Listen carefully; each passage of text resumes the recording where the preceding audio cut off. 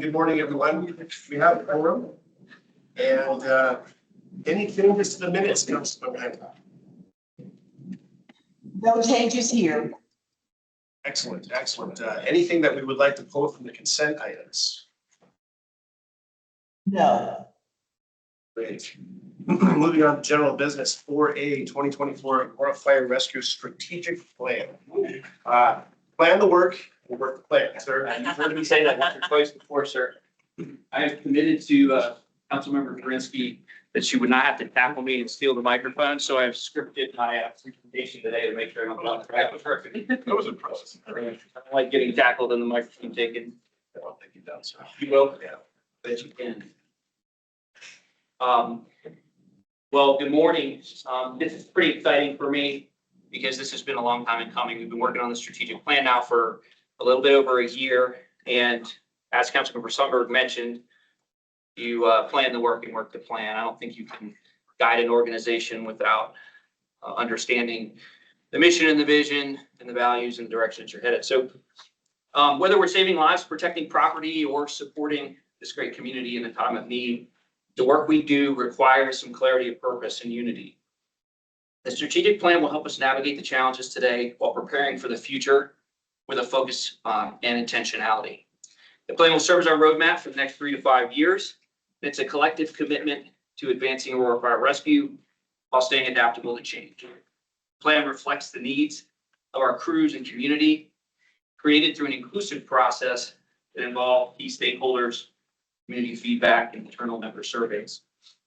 It's meant to be flexible so that as the needs of our department and community change, so can the strategies. As the fire service continues to evolve and as Aurora's needs continue to change, it's important to keep focus on continuously improving. The plan sets clear goals, objectives, and tasks that guide the entire department in improving services and supporting our team. The priority of our strategic plan projected out to 2024, so we reached a checkpoint opportunity to reevaluate where we stand and where we want to go. Additionally, the development of our plan coincides with the city's strategic planning process, and so that is a perfect time to do this. I'm proud that the 2024 strategic plan was developed with the assistance of Emergency Services Consulting International, or ESCI, which is the consulting firm or consulting arm of the International Association of Fire Chiefs. One of the benefits of retaining this outside firm was that we develop a strategic plan that gives us a little bit of an outside perspective and benchmarking. ESCI followed a community-centered strategic planning process, which is aligned with our Center for Public Safety Excellence plan for developing these. And it identified performance gaps and aspects of the organization that the community viewed already positively. Through this community-centered strategic planning process, we followed a collaborative approach in establishing our strategic goals, objectives that support those goals, and critical implementation tasks for each objective. The stakeholder engagement process gathered input from the community, our important service partners, and members within the organization. The plan was built with input from both current and retired members, community partners, and residents and city leaders. Understanding what the community expects from us helped us refine our operations. Things like quick responses being well equipped and collaborative partnerships are seen currently as strengths. The community values our effective service, fiscal responsibility, and collaboration. Next slide, please.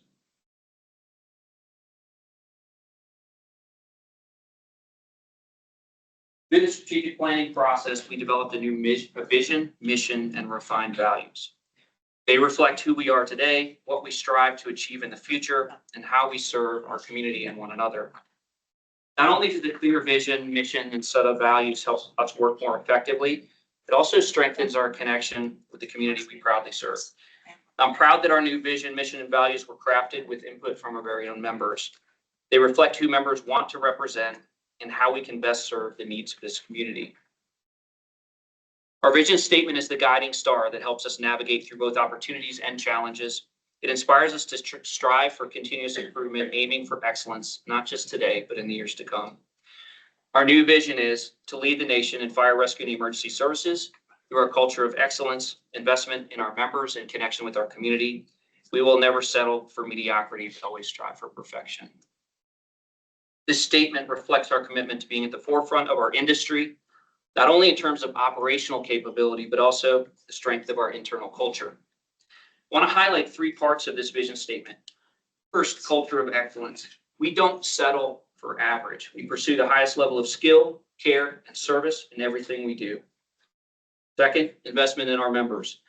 They are our greatest asset, and we're committed to ensuring that they have the support they need to succeed.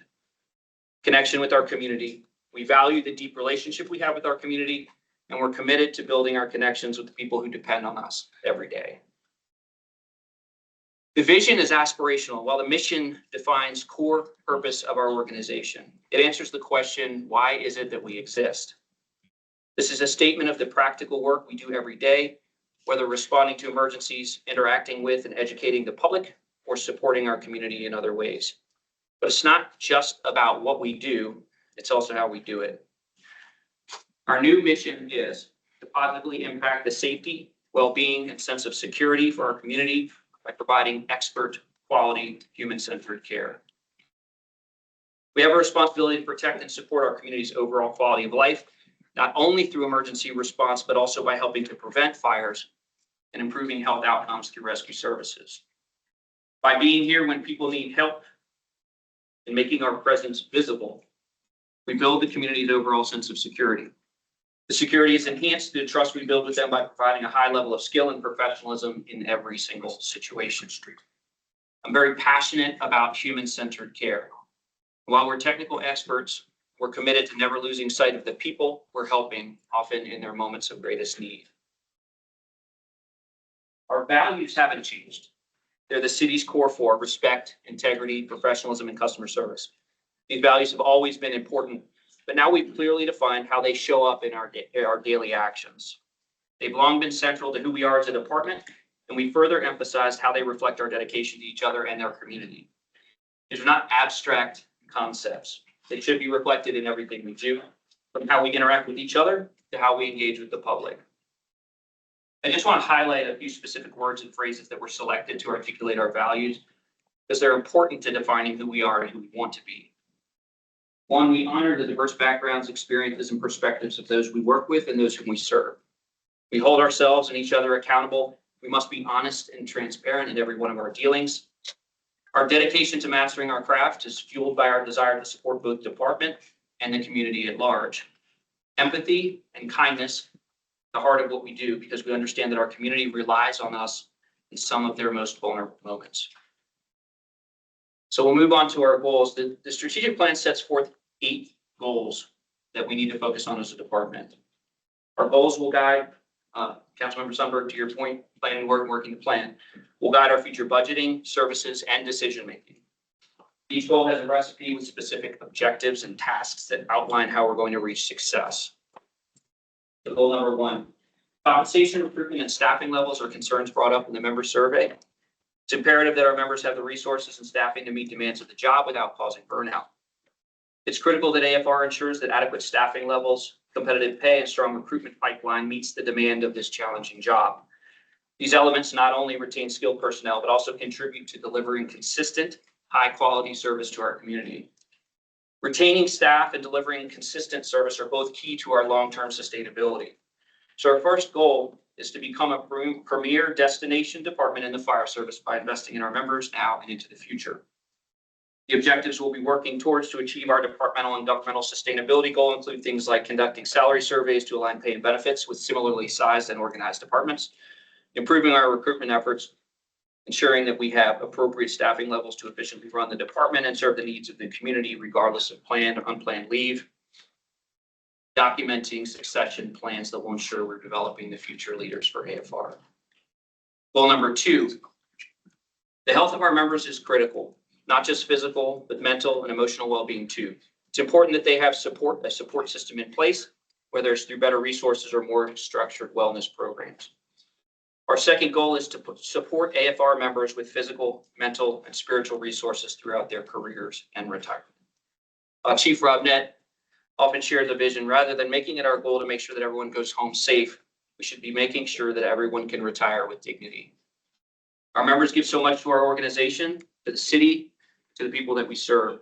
They should be nourished physically, mentally, and spiritually, so they go home at night and at the end of their career whole, healthy, and happy. We'll be evaluating our programs and resources to ensure that members have access to the emotional and spiritual support they need. We'll also create an effective fitness program and look at how we can support healthy sleep practices. We'll continue to work to ensure our members have access to comprehensive physical and wellness screenings, as well as reducing exposure to carcinogens, which is a huge risk in our industry where that's possible. Goal number 3, firefighting and emergency response are constantly evolving fields, and the only way to stay at the forefront is through continuous training and professional development. Investing in the development of AFR members ensures that we remain agile, knowledgeable, and able to respond to the community needs with excellence. Offering opportunities for career advancement also boosts job satisfaction, reduces turnover, and helps create a pipeline of skilled leaders for tomorrow. The third goal is all about ensuring that members have ongoing opportunities to grow in their career, whether through technical training or leadership development.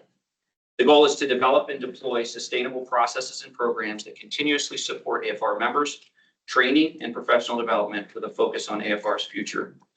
The professional development and training objective includes items such as providing incentives to encourage members to pursue higher levels of responsibility, expand their skill set, and offering officer development programs to develop the next generation of leaders.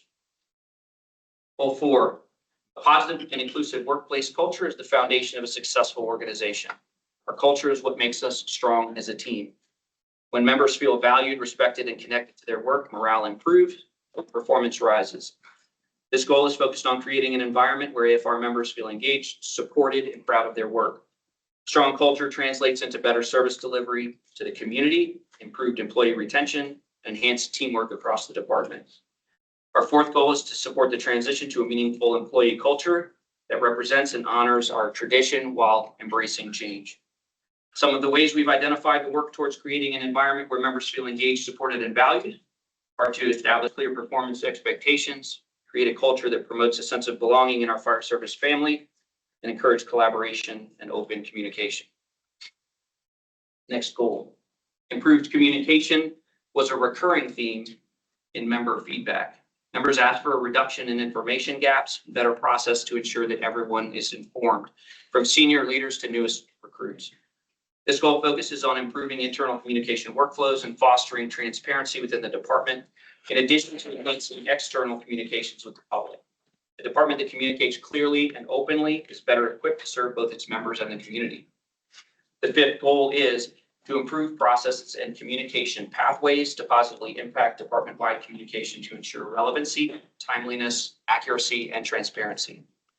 We'll be focusing on evaluating current internal communications processes and creating open lines of communication where information flows both from leadership to members and from members to leadership. Externally, our objective is to enhance external communication and strengthen our brand to help build trust and support from the community. Next goal.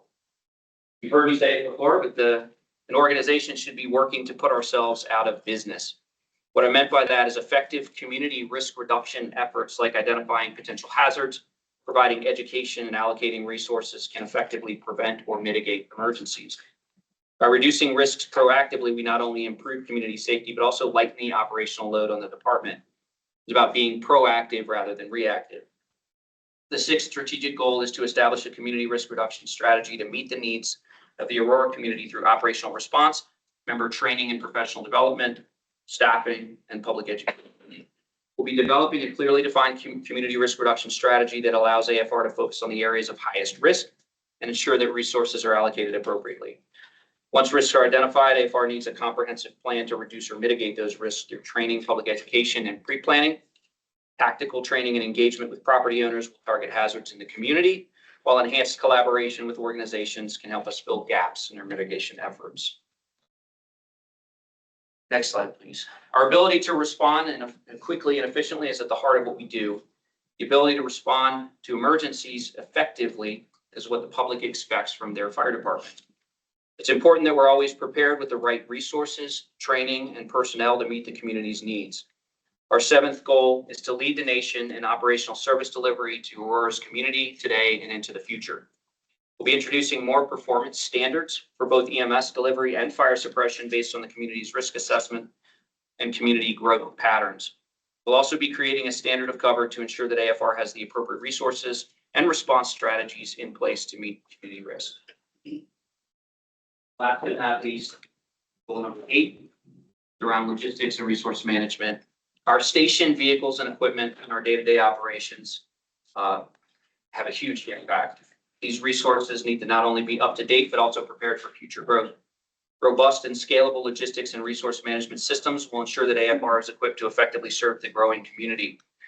Our final strategic goal is to establish a comprehensive logistics section that aligns with the organization's current needs and keeps pace with growth in the future. Our objectives for logistics and resource management address the needs of today and into the future. Ensuring that fire stations and other facilities are well maintained is critical to supporting day-to-day operations. Poorly maintained facilities can lead to inefficiencies and safety hazards. Additionally, ensuring that equipment is both modern and matched to the specific risks in the community is essential for effective service and response. As the community grows and as AFR expands to meet those growing needs, so does the need for a robust logistics team that can manage equipment, supplies, and support services for all stations. So the executive team is investing the time, resources, and energy to begin implementing objectives and tasks to meet these goals.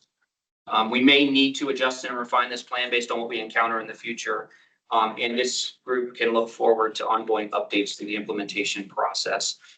We're committed to keeping the community informed of what we're working on, how it's going, what's next, and where we need help from our city leaders and the community. That's all I've got for today, and I'd be happy to try and answer any questions that you may have. I just have one that I just called you about. Were you able to track down the report from the arson that happened in North Aurora just before Easter? Yes, Chief Hills will be, and as you're aware, there's an arrest made in that arson fire, thanks to our PD partners. And I've got that report coming to you. Chief Hills is digging it up now and can bring it to you while we're here. Like Probably. before this meeting ends? Yes. You're the My best expectation. chief. Thank you. Thank you. Any other questions? Oh, you're gonna find out. You're gonna find out who did it. It's gonna be a great day today, guys. Which plans? It was the Aurora First Presbyterian Church. Yeah, just wait till we talk about this. The next item is resolution regarding realignment efforts of YBPP programming. Mayor, take it away. That's right, Boston couldn't be here this morning, so I'll be a substitute in place, but it is self-exploitable moving forward. And right now, so we have a number of grants that have been given out. And I'm sure that the city had more information on this tonight. But a number of grants that have been given out to nonprofit organizations to perform different functions in terms of violence prevention. And so what Councilmember Lawson's proposal is to do is to pull it away from the nonprofits and to effectively work with our school districts on specific programs with the understanding that they have a better handle on students that are at risk and a better method of tracking them in their school district. And so that's the direction that she wants to use. Yeah, I approve this. Yes. Yeah, I think there's. Has whoever had She on? any objection? No objection. Okay, I'll move forward. Perfect, thank you. Public safety action plan update. Section 1, talking about staffing, so you can kind of see the staffing across the different units. You also see the training that are included there. Hold on, please, until we have our. Sure. You kind of see the staffing numbers by units, and then training is the next section. So any questions on the staffing? Well, I don't know, can we just have a minute? Yeah. Look at it.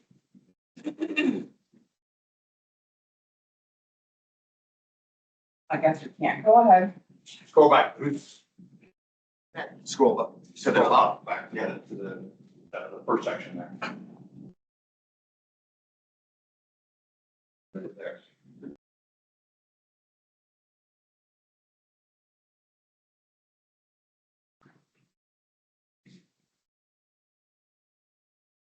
What are, Where's patrol at?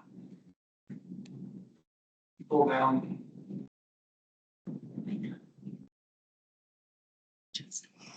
Okay.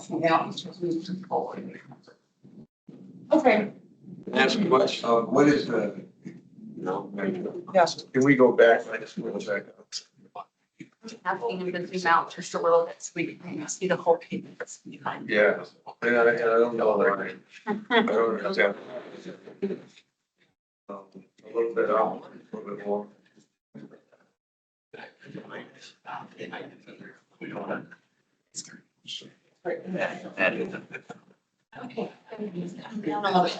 What is the community service representative? So those are the ones, civilian you have. Crashing right now, so. Okay. Yeah. Great. Where is? You guys have numbers on patrol? Yeah, patrol is at 216. When it's fully staffed right now, we're at about 195. Where's there? When it's full staffed. When it's for. When it's Literally. 195. And actually, the numbers are gonna be lean all the way. It'll probably get to about April and May. That's when we're gonna see the first uptick of personnel. I think at that point, we get about 14. And that's gonna be from the 41 academy that come out. Actually, we lost 2 academies yesterday, so we're down to 38 in the academy class. Our FPOs that are going through the process right now are at 28. And we just lost, we're actually a count of 26 because yesterday I was informed that we lost another one. And FTO. An FTO came out and said it's not for him. So that's kind of where we're at. Total staffing right now is at 609 as far as all of our officers. 609, but again, like I mentioned in a previous public safety meeting, there's 6 on 9, but how many are under investigation under the road? How many are sick? How many are injured? And that's an issue without question. Right now, we have a total of, on long-term disability, we have a total of 21. So again, that's what we're contending with. They all do have return dates, but still that's somebody that's not in black and white, is somebody that's not doing a specialized unit. Also, when you look at the numbers for military leave, right now, we have a total of 4. I was just talking to the wellness coordinator this morning. We have 4 that are on military leave. I have 1 that's been on military leave for over 5 years. So Well, I'm how looking could at, that be? Kamala said that this is the first time in history we haven't had a single US military member not deployed anywhere. Right. That is crazy. So 5 years. How many are under investigation? under investigation now, I think I have a total of about 7 total active investigations, I think, that are ongoing. That are taken off the road? No, they're still in the field. How many are taken off the road? Right now, I don't, do you have that? I don't have restricted duty numbers. Yeah. I don't have that either. But the one thing that we got license, we modified our internal affairs process Mhm. so that the number are going through a lot faster. We've also taken a number of them and put those investigations back into the patrol section themselves so that the commanders can have more input on how they get done and what they get done. And then also, we've increased the number of the processes as far as the internal affairs review and how that internal affair review occurs. We've done it simultaneously now with our force investigation review, as well as the internal review. So that again, we've had an opportunity to get a lot of these that have been stuck out for almost a year. We've had officers that have had internal affairs complaints hanging over them for over a year. Oh, we know. A lot of them we got out of the way. Mark Sears knows, we know. Yep. Well, so we know at least Michael Deeg is, not on the road. We're not sure of any others. Investigation. Okay, so it's okay. Okay, so by my count, that actually puts us at any given time, if you take off the 21 from long-term disability, 4 for military leave, and at least officer leave, that puts us at a total of 583 in patrol. And that also doesn't include anybody who may call in sick. But realize 583 in patrol, it's not just patrol. I mean, 583 as far as the department, but patrol again is a smaller number. Fully staffed patrol is at 216 based on the bid process, based So on this is the total department, total department. which as of, I think, 2 years ago, we were supposed to have 744 Correct. officers. And so if we keep up with the 2 per thousand, we're now at any given time, at least 220 officers. Correct. Okay, What was the number for patrol this year? 216. they don't know the actual number that we have. No, we have 195 assigned. Yeah, 195 is the patrol, 216 is the actual high staffing numbers. But we don't know out of that 195, how many of those are on long-term disability, how many of those are in the military service, how many of those could potentially be under investigation. Do you have that? The 195 is actual production, so they're going on the streets. Yeah, that's Those production. are directly out doing the job. Right. So again, so back on the. Okay. On the, item that was on, 10th, you all, passed, if you look at that, that's just the breakout. So you have 573 operational, 36 are unmodified. Yeah. Or limited, you have 28 in FF, you have 41 recruits, chief, just look at those numbers, they're probably coming down a little bit old, and you have the 70 vacancies. So John, I'm assuming the modified LOA includes our military folks. Correct. Okay, yes. That's your number there. Okay. And at day two, just so you know, we have 81 that were in total abs, which is great, but unfortunately we have 71 losses. So again, that's another thing we're dealing with. The police turnover right now, we're down about 0.9% as of September. So it sounds like it's doing okay, but it's actually down 10.4%. And again, that's some real struggles. The attrition rate right now, we're at 71 year to date. And again, it's better than where it was in 23, because in 23, we're at 97 year to date with the attrition rate. On separations during the. We were at how many in 23? In 23, we're at 97. At this time? Well, and for the whole year. And so right now, it's 71 year to date. So we still have a couple of months to go. Oh, yeah, so we'll hit that. Yeah, no problem. Okay. And what else? Separations, again, we had a total of 6. We had 2 who retired. We had 2 that have left for other purposes internally. So they left at a sworn position, went to a non-sworn position. And then we had 1 that was actually terminated. Okay. Okey doke. Par, you get par fully staffed back up to your timeline, strategy is something that way into the future that we don't know. And again, I appreciate that bringing up because again, we have done an organizational change. And part of that is to get those resources again, because we are urban and patrol. And so what you have seen is the DART teams, starting in about another month on November 2nd. The DART teams, which are a specialized unit, they work under Special Operations Bureau.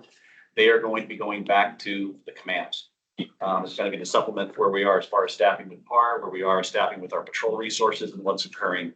So the DART teams are coming back. Again, when you look at organizational transformation, for me, that was one thing I wanted to look at was the risk mitigation issues as far as everything was under the umbrella of special operations. The area commanders had very little control over what they could do, how they could do it.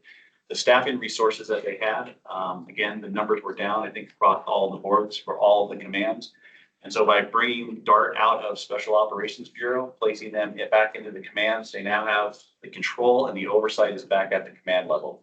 So if they feel there's some need, they need to put them in a certain place, do a certain thing, again, that's where they're going to go. So that was one objective. Also, I want to let you know too, I think all the council members are aware, we made change as far as modifications of the commanders. And we had one domino that fell. When one domino falls within an organization, it basically starts that whole process. And so I did an evaluation. I looked at the crime number, where we were at on each of the commands. I looked at overtime as far as where we were on each of the commands. I looked at our wellness, our rotations, sickness levels, of where we were at for all the commands. And the decision was made to make modifications, 1, for the commands, but 2, also for the personnel that were in those seats. I had a lot of people. Okay. I'm good. The coffee got me. Thank you, Chief. I had a lot of people who had been in the same positions for a very long time.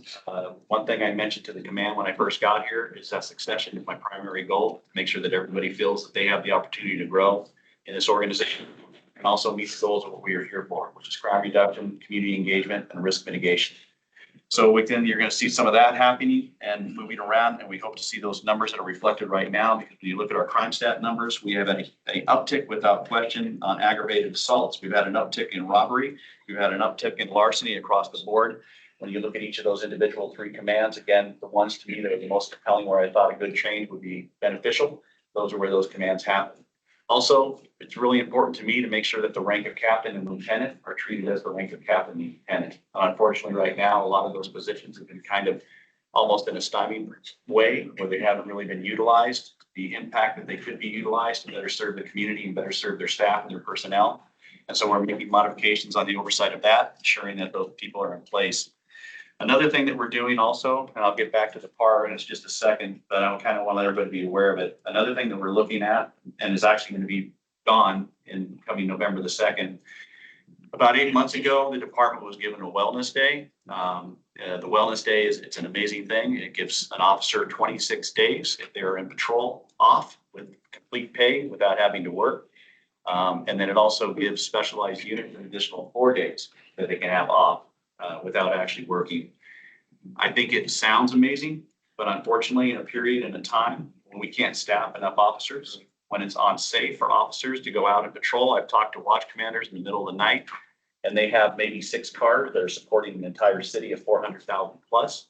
The idea of maintaining this wellness program is not going to work. And so basically what we did in an analysis, the wellness hours that were used were 25,277, which were compared to the sick time that was reduced by the implementation of this wellness day. And the only wellness hours that were used or decreased were 4,915.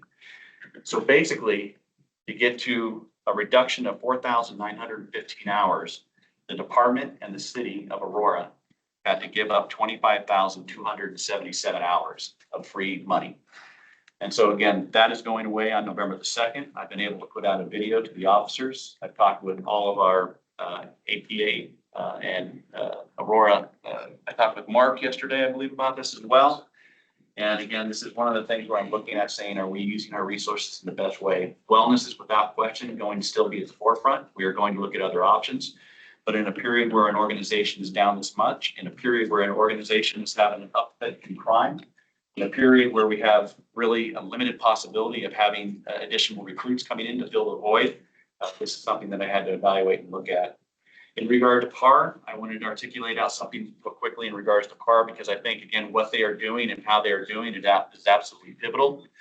Unfortunately, they are getting really actively involved in the abatement program. So a lot of their duties focused on violent crime or focused on crime reduction. Again, the homeless, many of them can't criminalize homeless, but many homeless are involved in criminal activity due to substance misuse or other issues. Right now, I took an analysis, talked with Officer Mark Sears. He is actively involved in the abatement program and what is occurring. And so I did an analysis for May. And in May, there was a total time of 40 hours and 25 minutes that were spent on abatements. There was a total of 56 abatements that occurred during the month of May. And there was a total of 57 occupants that were receiving services or outreach, came to a total of 10. So right now, the PARs are spending Mondays, Tuesdays, and Wednesdays doing encampment abatements.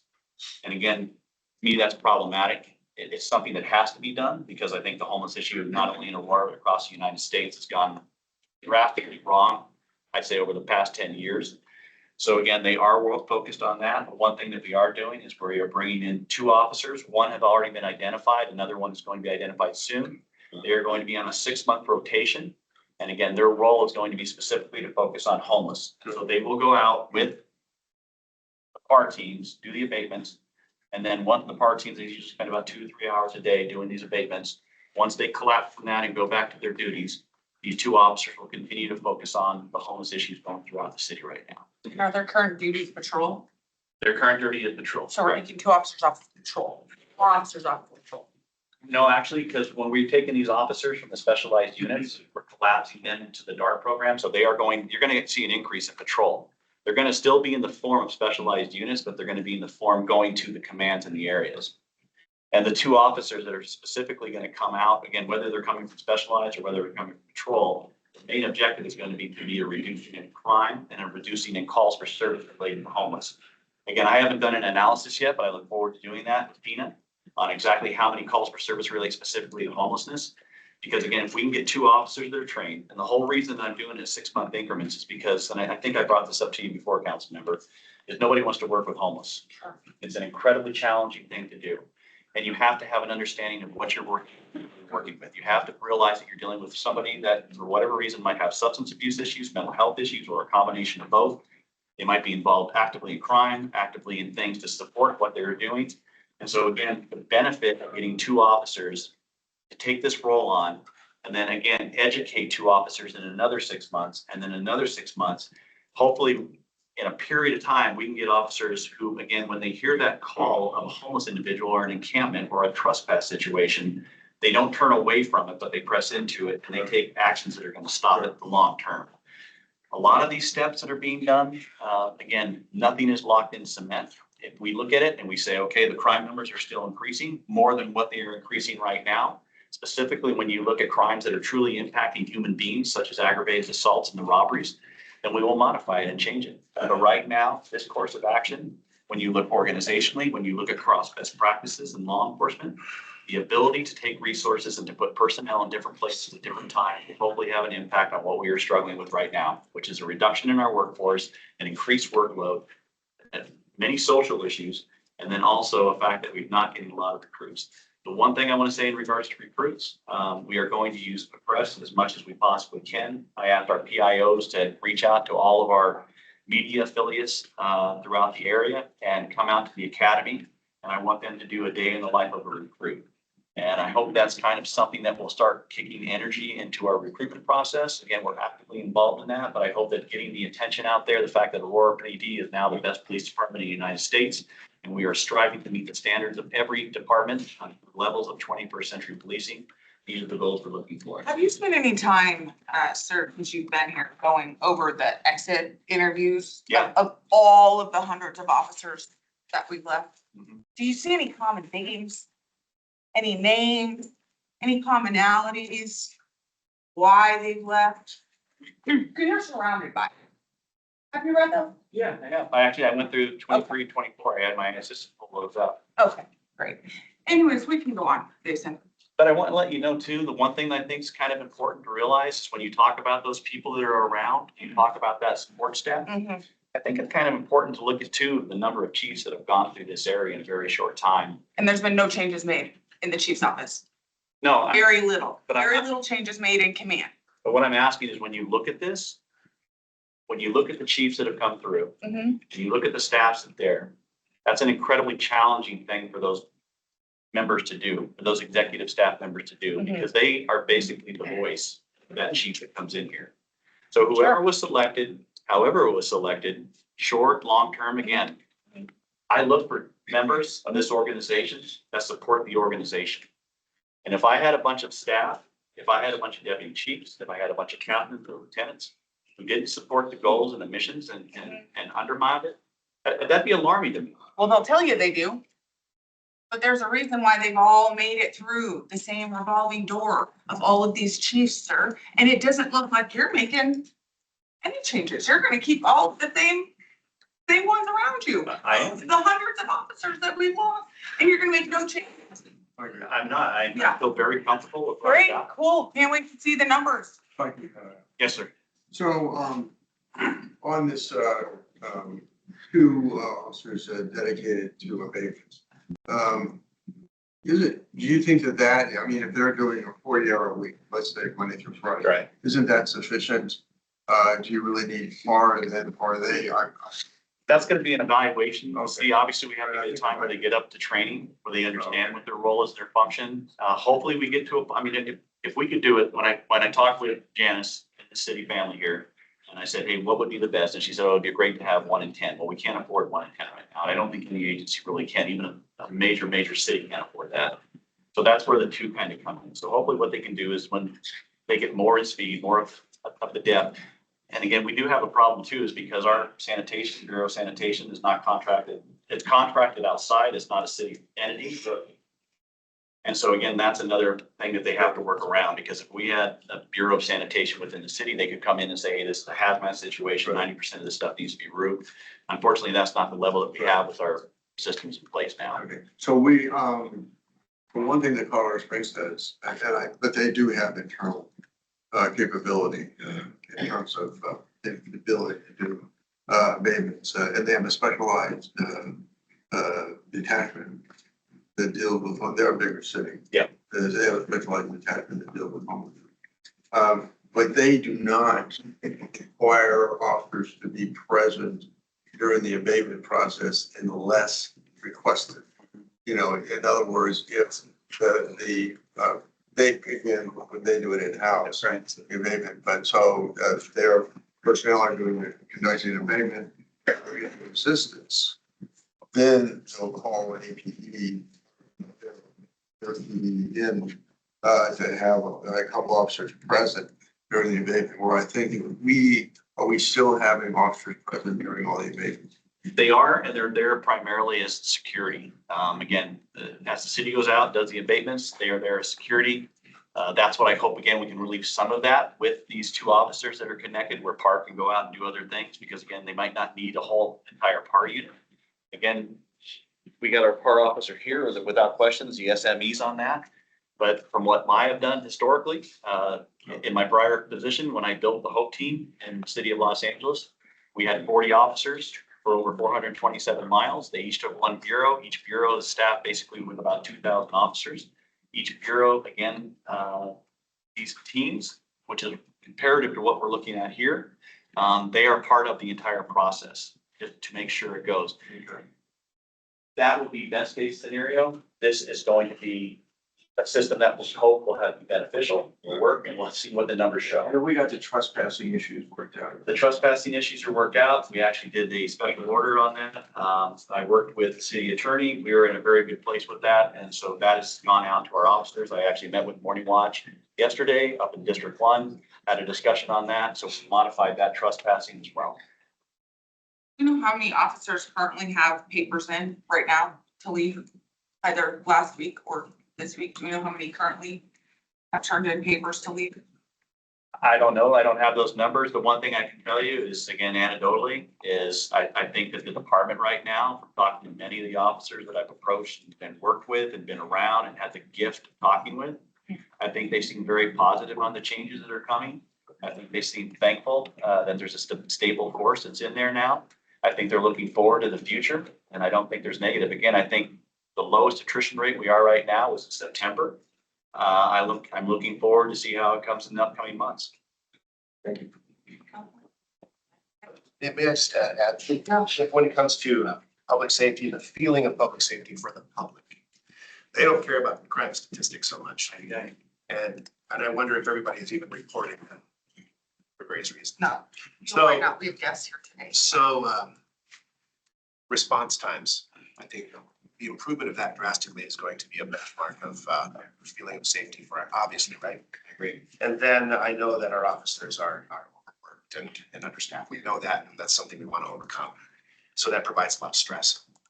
So the pending calls, when they begin a shift, even if they end a shift, right, there's a lot of pending calls. There's that feeling of when this work is really unfinished and wow, I've got 80 calls that we're backlogged on. So I think those as measurements of success will mean a lot to and I know that we're going to make improvements. And what we just did during this organizational change, there is now a captain who is under our Colbert there, and he is going to be our communication liaison. So that's one of his roles. Who's the captain? Terry Brown. Brown. So Terry Brown is going to be the captain. He's going to be in charge of the communication liaison. So again, I hope that's where what we talked about is not having anybody consistent there, not having anybody other than the person that was in the command of Division 3, which again, they're trying to juggle everything else. So now having a person that can facilitate that. In regards to response time, I completely agree with you. I think we need to have a measurement tool to say, are we successfully going or not? And I think a lot of it's going to come through our relationship with Aurora 911, looking at the calls, saying, are all calls need to be deployed, or can some calls not be deployed? And then in response to your question about is crime being reported, I will 100% say that I think a lot of crime is not being reported. And again, I talked with an individual over here today who's involved in our consent decree, who's been part of it drastically. She said that she had a communication with one of our immigrants from Venezuela, and there was an incident that occurred, and that person didn't feel comfortable coming forward to report that crime. And I think not only is it going to be within the immigrant community, I think there's going to be others. It's my role and my responsibility, and it is my drive to make sure that those dark elements of crime that don't get reported. Even though you will see an increase in our numbers, I think it's important that people feel that they can report. One thing we're going to do for the immigrant community, I already asked if we could do a press release. We're going to go on Telemundo. We're going to go on the radio. Our PIO, I don't know if he's here or not here. Here, Chief. In the back. So again, that's what's being facilitated now, where we go on all Spanish speaking radio. Are you Longshore? No. And we're going to go and basically have this conversation so that these communities that don't feel that they can come forward and have conversations with the police feel that they can. Because the sooner they report, the ones that are internal, the sooner it's gonna have an impact on an entire community. Because if somebody group is just getting victimized over and over and over, and nobody's reporting it, and we don't have a suspect to go after, we're never gonna know. So if we can build that bridge, if we can breach that through the help of our community, get that out, hopefully then these people that are victimizing people, again, we'll see the numbers rise. We'll see it go up, just like we're doing stuff now related to shoplifting, putting different tactics in place. We're gonna see those numbers rise, but the ultimate goal is hopefully in 6 months, to see those numbers drop. I'd say one thing I appreciate is PIO. They're putting more out there of us tackling crime. Yeah. And it's really They apparent, won't say gang. and I appreciate that. And I appreciate the fact that are getting out there in the public eye and holding some more news conferences. Previously, we might have had a chief that was too shy, or had a chief that may have then wanted to grab the public attention for the wrong reasons. But I think that's reassuring the public, whether it's recent shooting. So I applaud that effort. Thank you. And that's one thing we had a discussion with the PIO is how we better utilize that. And again, telling the story, not just the negative story of crime and victimization, but telling the story of success of what this agency is doing. Same thing with the press release. Again, that was a very tragic shooting. But the fact that we had an individual who was out there intimidating, victimizing, terrorizing an entire community with a tactical air rifle, that's a story that has to be told. And so we were able to bring pictures and photos that showed that this individual was not with a little coy gun. He wasn't with a little cap gun. He was with a gun where an officer had to make a split-second decision on how he was going to best ensure his safety and the safety of the community. And again, I agree with you. If that story is not told, then it can go anywhere it wants. Anybody can make up any decision, any idea, any thought they want. And by that proactive approach, I think we've really stemmed a lot of the issues that relate to those. And I'm going to continue to do that as much as I possibly can, is tell the story of this department. I am here for one reason. I am here to serve this agency and this organization and this city. And I mean that from the bottom of my heart. And I'm going to do whatever tools we have, whatever resources we have, whatever decisions I feel I need to make. After 35 years in this practice, I'm going to institute those based on best practices, based upon a knowledge and understanding of an environment I've been in for over 35 years. And again, I appreciate the fact that you gave me that opportunity, and I look forward to doing it as years unfold. It's just tough because we heard the same song and dance from Art Acevedo and Heather Morris, who have proven to be epic failures, epic failures.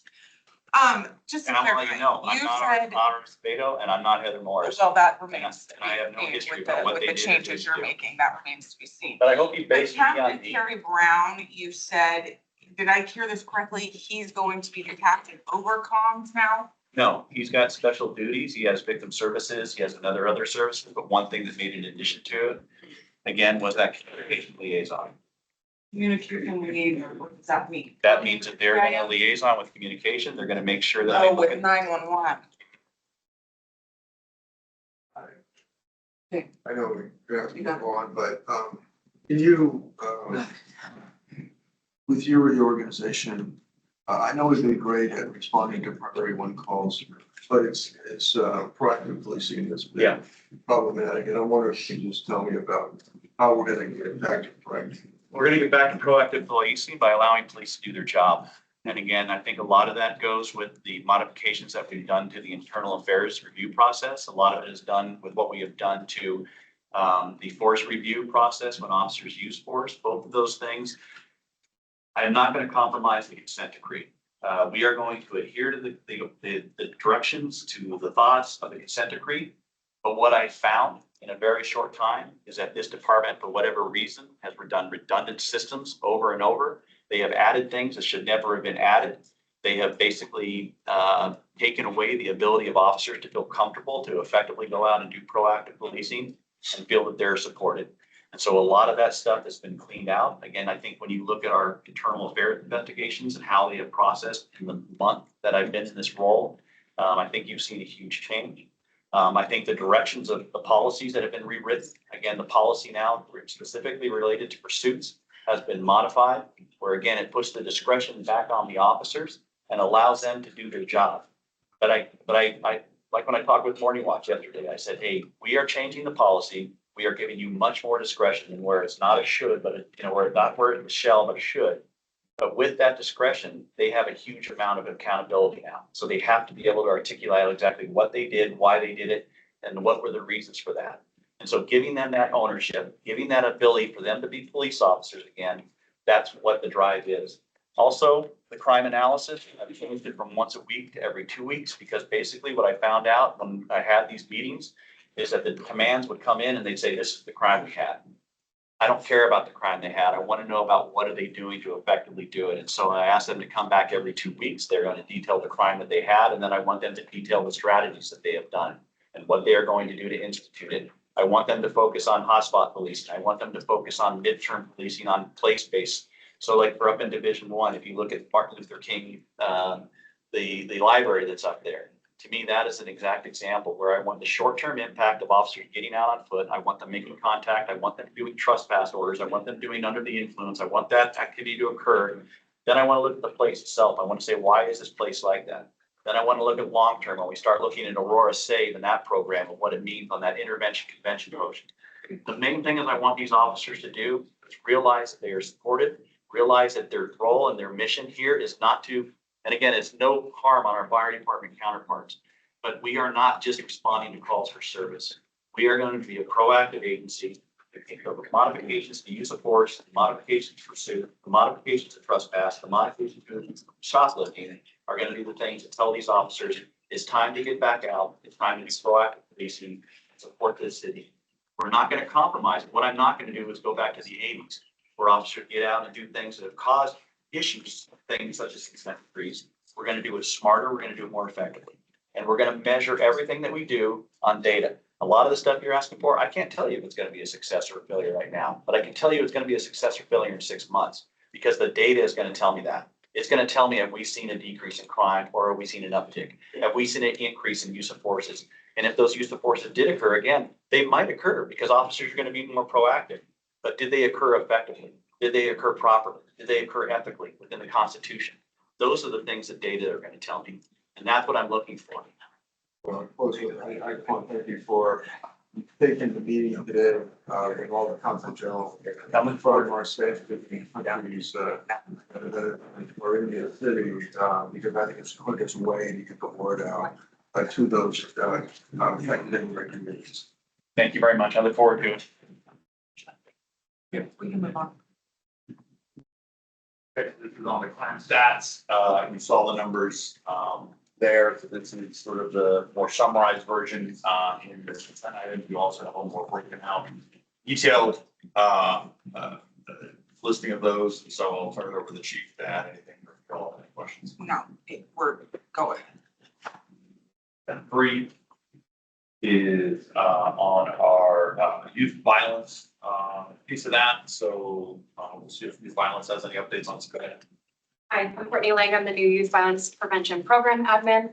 Just a few small updates. As I've been in this role for about 2 months now, my main priority has been connecting with the community, connecting with our community-based organizations and our other civic partners, just so I can understand what those relationships are working as and how we can improve them or what we are already doing well. So my main priority has been doing a lot of site visits. Lisa and I have been tackling those together and just kind of trying to figure out what the community would like to see from us and how we can more so lean on our community. So far, Aurora Save has made contact with 89 custom candidates. We actually had 4 set up for last night, and I haven't gotten an update on those yet, but I will later today at 1:30. Some of the success that we're seeing right now is getting families entirely engaged instead of just the kiddos. So one of our families we were actually able to relocate them away from the neighborhoods in which their kids were involved in their groups. And that woman, the mother, is now actually also receiving services, including mental health. So those are kind of some of the things that that we're really excited about, that it's not just about these kids, but about their families and where they're. Thank you. Item 4 is our mental health response program. So you kind of see the numbers there. You all actually have at your request, Councilmember Sundberg, an item on Monday's study session talking about the success of this. As all accountants will be getting a more in-depth briefing on that one. But any questions or updates from staff on this?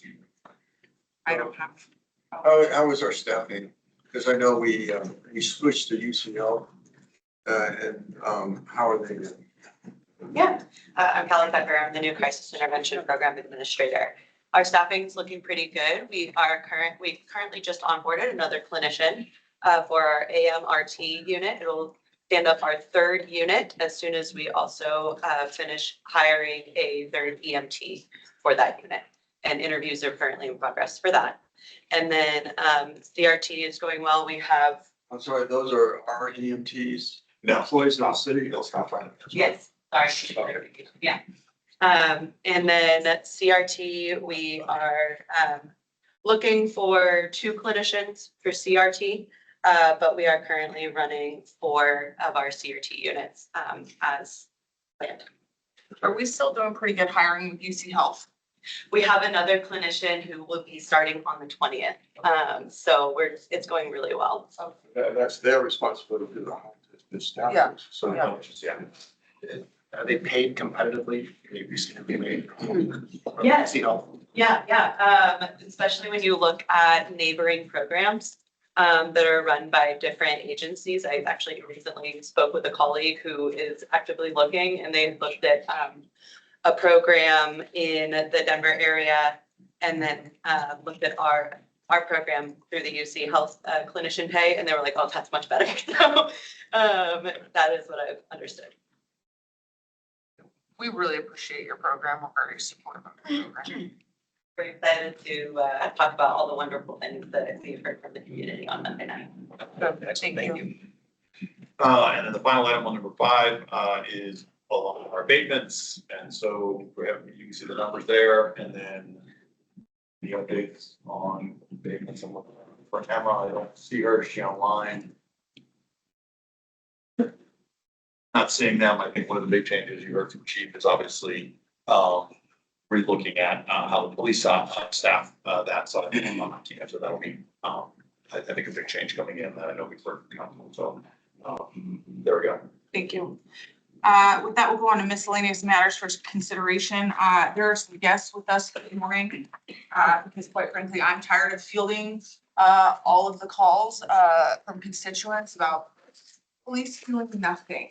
So we have some guests here today. I know that would like to stand up and share their stories. I've not met you all. I've only spoken to you either via email, so go ahead and stand up.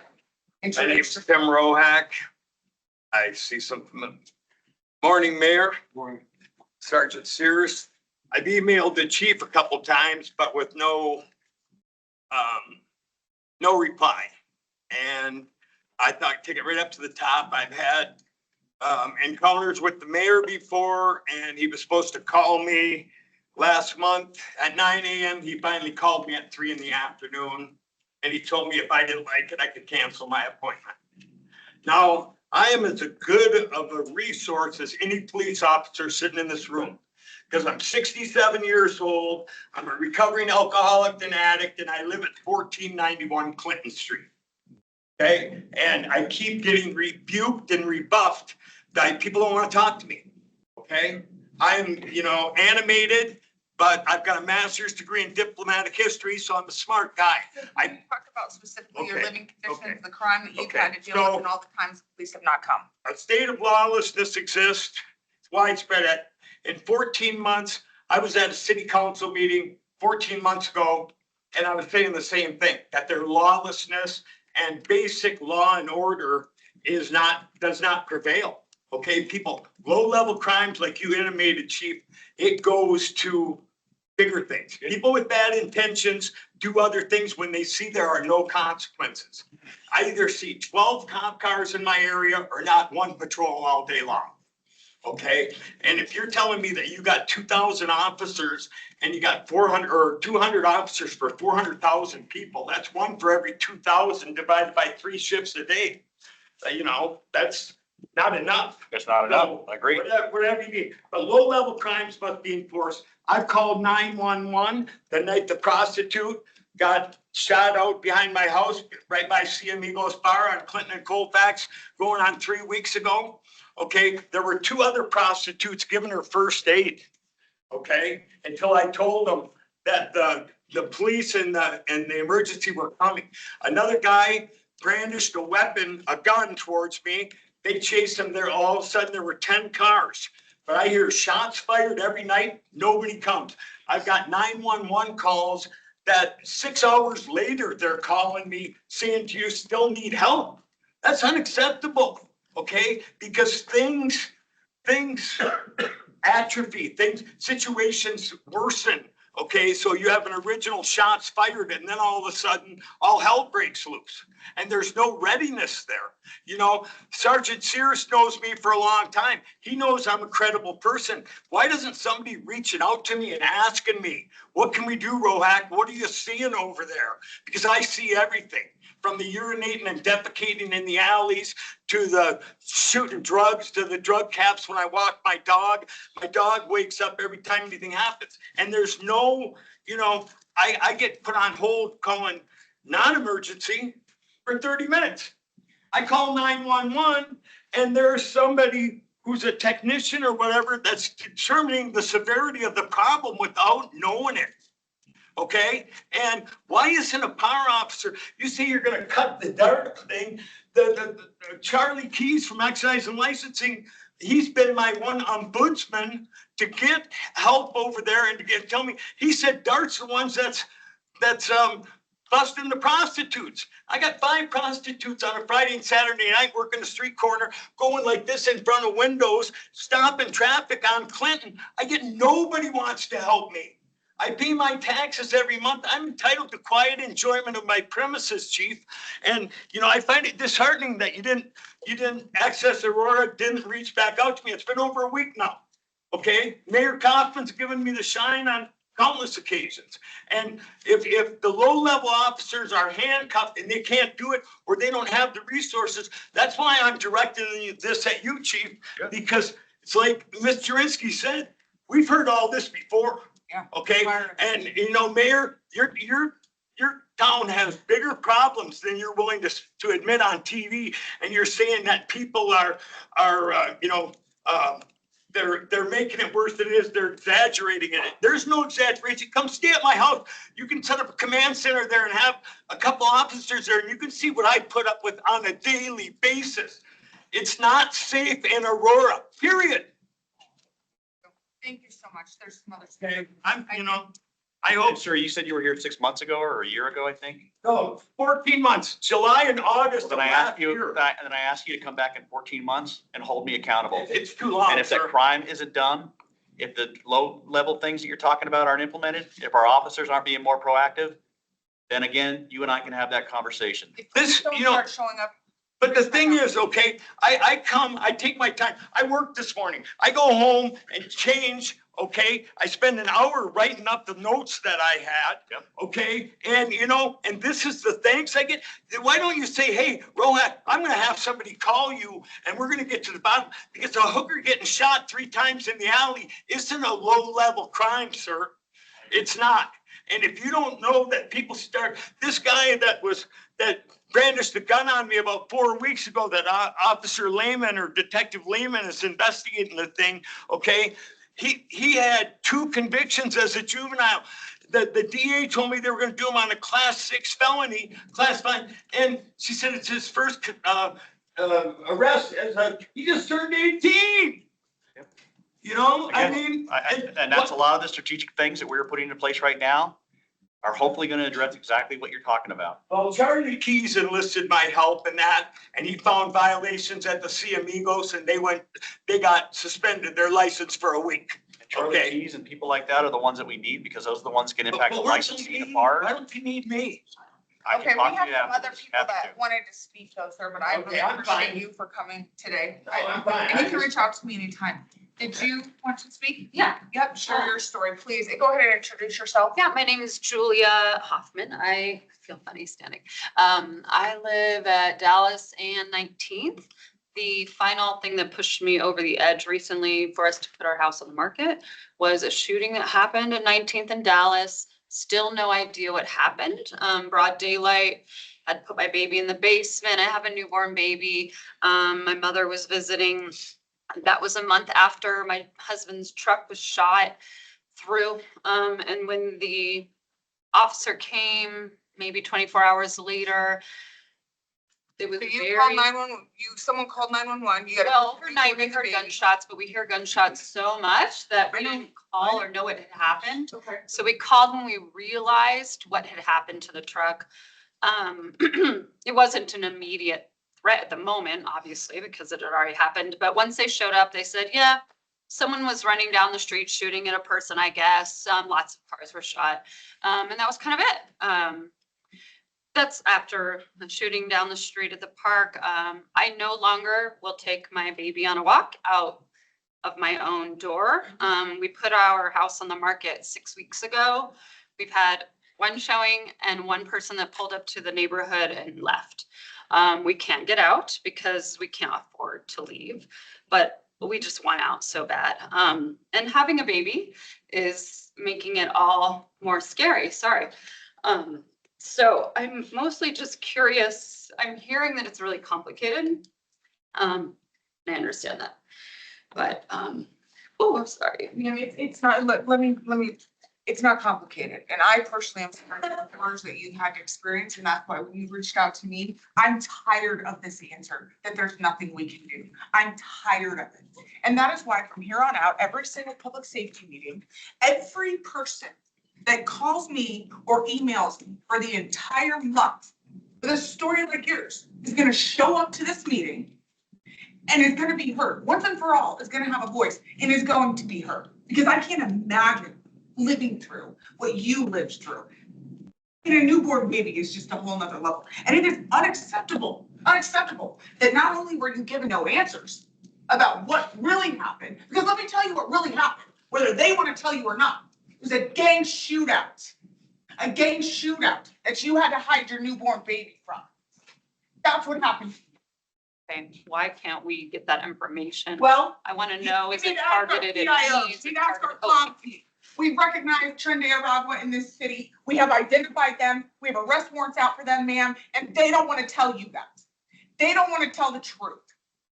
So folks like you, with your stories, are going to come to this meeting every single month until police officers stop showing up and telling you, well, showing up 24 hours after the fact, start there, until police officers stop showing up and saying, well, there was just a guy running down the street with a gun. There was over 80 rounds exchanged, ma'am. 80 rounds exchanged across the street from your house that you had to hide your newborn baby from. That's what happened. And I appreciate your courage, and I appreciate you reaching out to me, and I refuse to allow the people of Aurora to continue to be lied to. So that is the truth. Whether they want to tell you it or not, that's what happened. That is what happened. I hope you get your house sold. I love the city of Aurora. This is my hometown. I will stay and fight. You protect your baby. I appreciate you coming here today. And ma'am, I appreciate you coming here too, and I'm sorry you're going through that. And again, look forward to talking to you at length if you'd like. And also, again, those issues you're confronting with, you're right, you're in a really, really complex area right now, without question. This immigration issue, the gangs that have evolved from that. And again, I don't think we're hiding anything about TDA. We've identified 10 TDA members. We do have a population of probably about 30,000, I'd say approximately, of Venezuelan immigrants that have come here. I'm sure that a lot of them are going to evolve into TDA gang members. If we don't stop it now, that is going to happen without question. So again, what we do now at the beginning is incredibly important. Whether you're there or not, we are going to focus on your problem. I'm sorry you're going through this when you have the joy of having a brand new baby, but I guarantee you we are committed to helping you as best as we can. Yeah, I'm curious about the concept of is it a shot spotter? I mean, I'm assuming. Shot spotter, also Especially we have lock, it's used with 2 other technologies.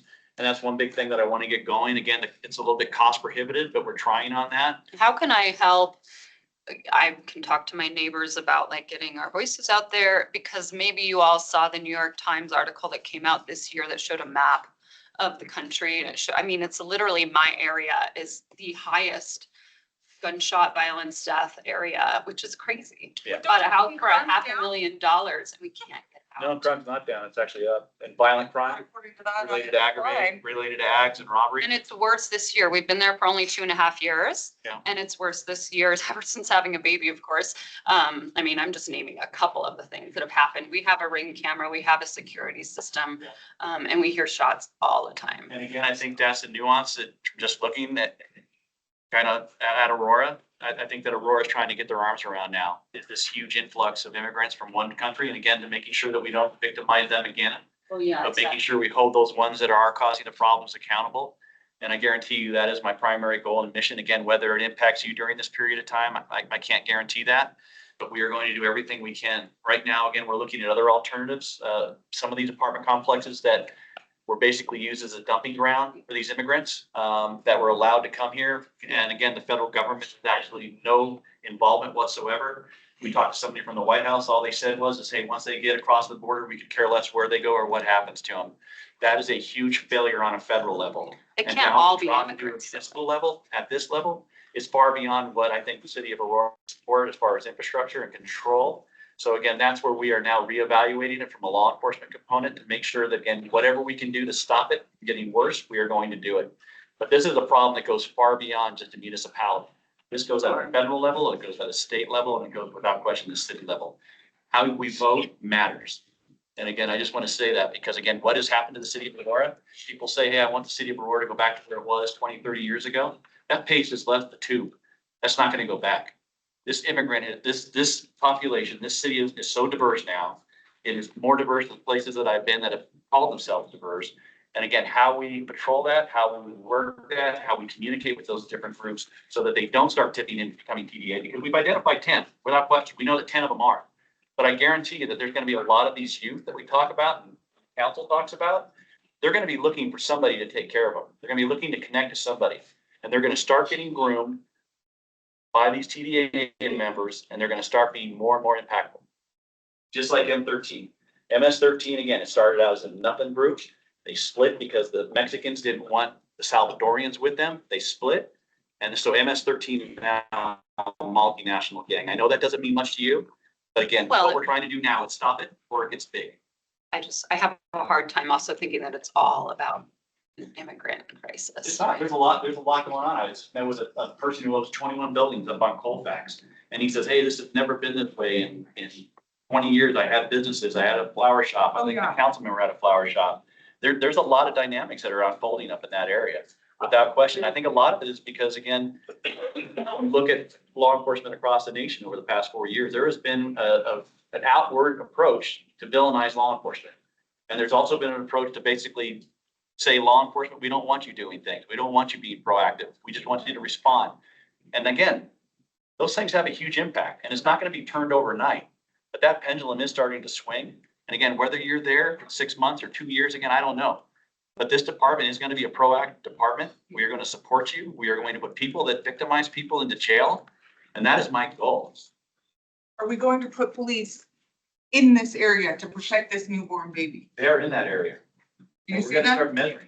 Do you see Well, them? interesting. I think I live pretty close to this guy. I see them, I do see police when something happens. There's either a lot or some, days with no one. I don't know if people patrol the area just to Okay. check on things. I don't know what that looks like. I know nothing And that's where about. again, I know you don't know these terminology, but Yeah. that's where that DART team, again, a DART team was working on the worst of the worst problems, but they were under the control of Special Operations Bureau. So that commander up in one didn't have control to say, hey, listen, I need these resources here at this time, at this location. I've done an analysis. Here's where the highest crime is. Here's where the shootings occur at night. I need to get those resources, those people there. When the patrol officer gets in the car, all they're doing is they're hitting that button. They're going from one call to another. So they don't get that opportunity to really go out and spend that time to do proactive foot beats and things like that. That's where supplementing and doing this modification, this organizational transformation that's occurring right now, allow these officers that were once under the control of the entire department now to be under the control of a command officer. He's going to say, hey, I got huge problems. And we got a new commander that's coming there who's going to be incredibly, you're going to enjoy him. District 1. District 1. And again, he's highly motivated and he's looking forward to using his resources. And I'm going to hold him accountable based upon our technology, based upon our data, based upon what we can do, and based upon the voice of the community. So again, I apologize you're going through this. I'm sorry you're going through this. I'm sorry you're going through this with a new child. I hope we can fix it so that, again, your area has a regrowth and a rebirth, like a lot of depleted and uncared for areas, not only in the city of Aurora, but across the nation, where I've seen them turn around. And again, I hope that you get that opportunity to see it. I hope someday you drive back through that area and you say, man, I wish we would have kept that house because now this is $1 million home. Well, and I hope that the next time a police officer has to come out, you're given answers. You're not just told, ma'am, we're sorry, there's nothing we can do. There's just a guy with a gun running down the street. Because the fact is, it's a transnational gang problem. It's not just a guy with a gun running down the street. So you do what you need to do to protect your family. And if that doesn't happen and the nightly shootings don't stop, you call me again, I'm gonna get you out of your house. Period. That is my promise right now. I'm gonna get you out of your house with your baby if this does not stop. Thank you for your courage in coming today. And the officers will always give you an honest opinion of what they do. The one thing I'm not gonna have them do is fabricate anything. I don't want them to say, well, we can fix this, or we can solve this, or we know who's, again, I want those officers, they have to respond to that moment, to that incident. And they have to be able to truthfully say, this is what we can do or what we cannot do. I don't want people being sold a bill of goods and told all this fantasy stuff when it's not gonna actually impact your life. Right. Thank you. Thank you, for your everybody. I have to Was run there to work, anybody but else here today, that came to talk about their story? Was there anybody else that lives in Aurora that came to talk about their story? You guys, any of you guys?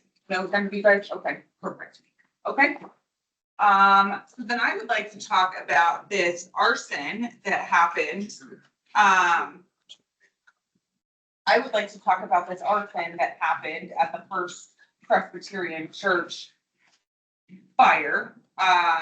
The man that was arrested, Elias David Nestor Ochoa, did the best that I could. His nickname is Venezuela. Date of birth 8/29/1997. It would appear that APD had identified this guy as a Trinidad gang member.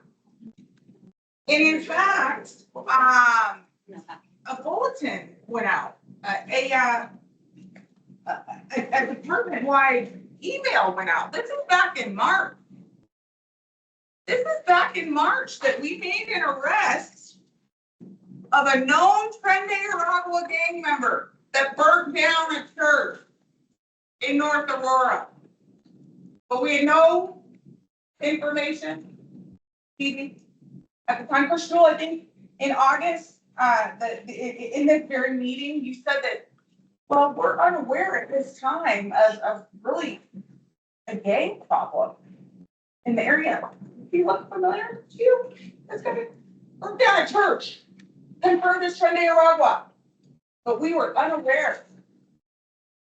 But we'll start there. Next,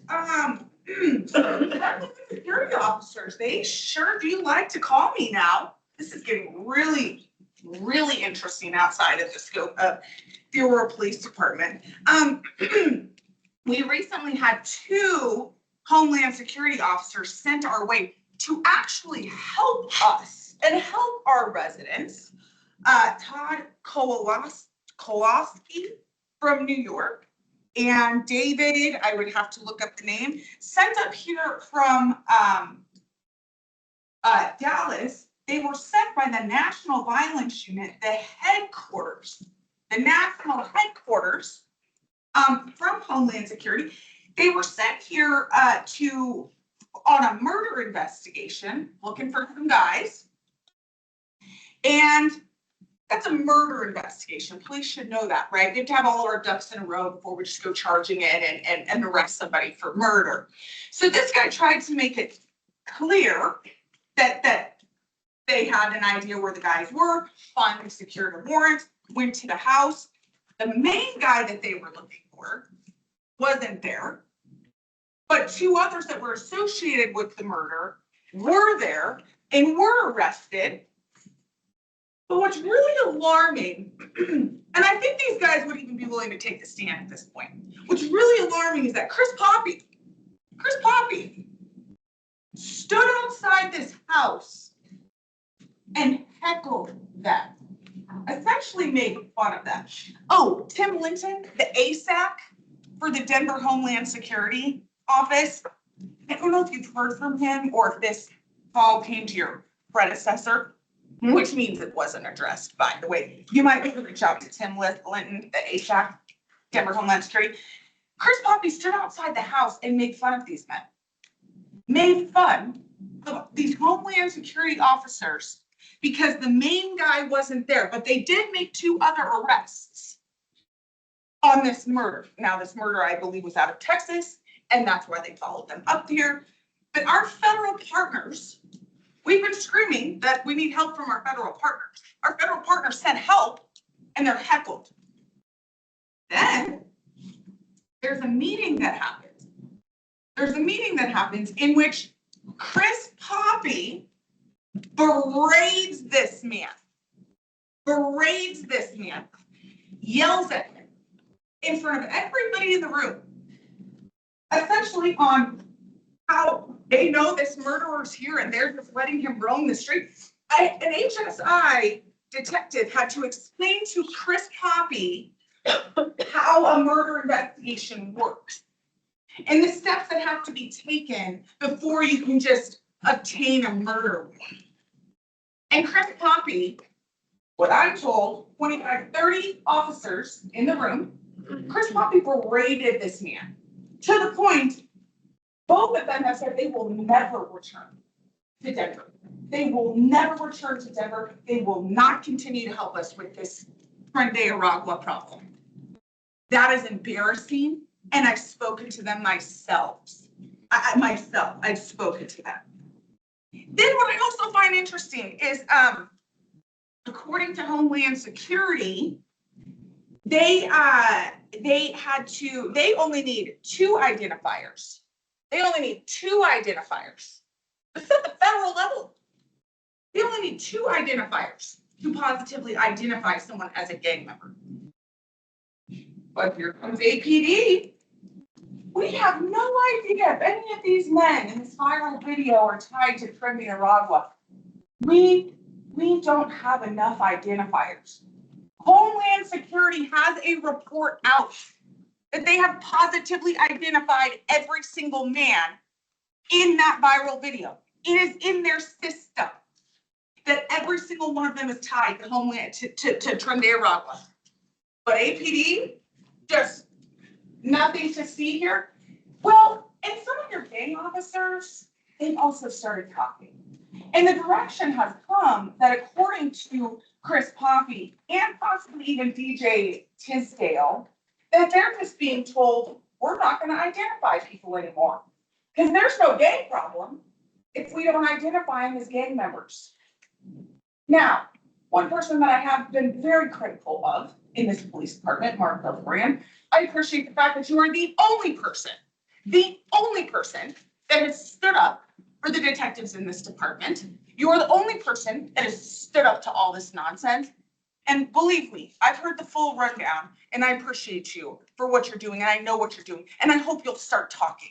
I hope you will start talking because I know. And you know how I know? You recognize this? Does this look familiar at all to you gentlemen? Does this look familiar? Does this look familiar? Because you each got a copy. Now I would release this to the media. Mark Hildebrand, I know you want to do your job. I know you want to tell the truth, and I know you want to stand up for your officers. Do it. Do it. Because I have the proof. Do it. What is that? Oh, well, they don't have a copy. Can you give me a copy? Ask them. This is my copy. Okay. This is my copy. May or may not have to hit the media at some point, but this is my copy. But they all know. Everyone around you, Chief, knows. And they know the truth. They know the truth. They know the For truth. consistency, if you don't mind burning a copy of that off, so I have exactly what you We have. can go to the copy machine together, you and I, and read every single one of these. Do it. Oh, well, you might have to make some different command changes then here soon. Also, one thing that was pointed out to me is how our detectives, how we have to run a search warrant through APD, which probably maybe didn't help catch the main murderer, but to run a search warrant through APD, it has to go through the detectives. It has to go from Anna to Dave to TJ to Poppy and then to the DA. No wonder we've got murderers running all over the place and we can't catch them. This is the red tape. This is our process. Most departments do have a really stringent process on search Well, the warrants. feds don't. I'm not a Fed.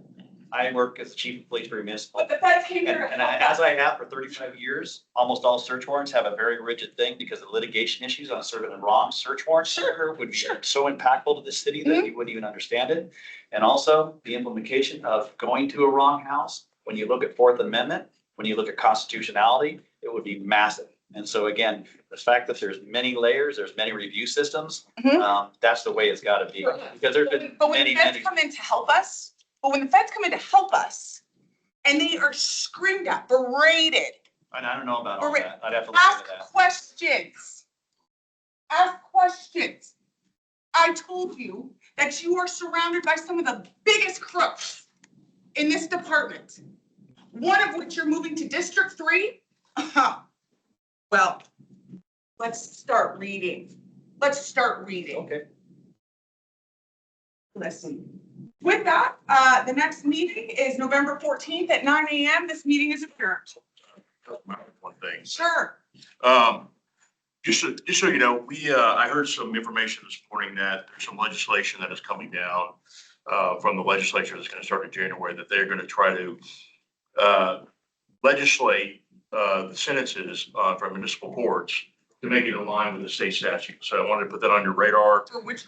for any crimes in municipal court, like, for example, our theft, Yeah. right? In other words, they're gonna try to say that we can't do mandatory minimums.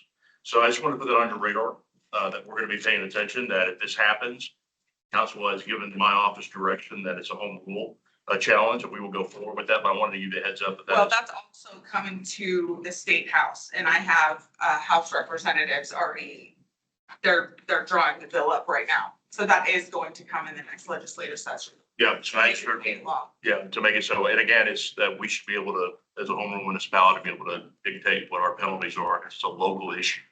But we'll just want to put that on council's radar. Perfect. Thank you. Meeting adjourned.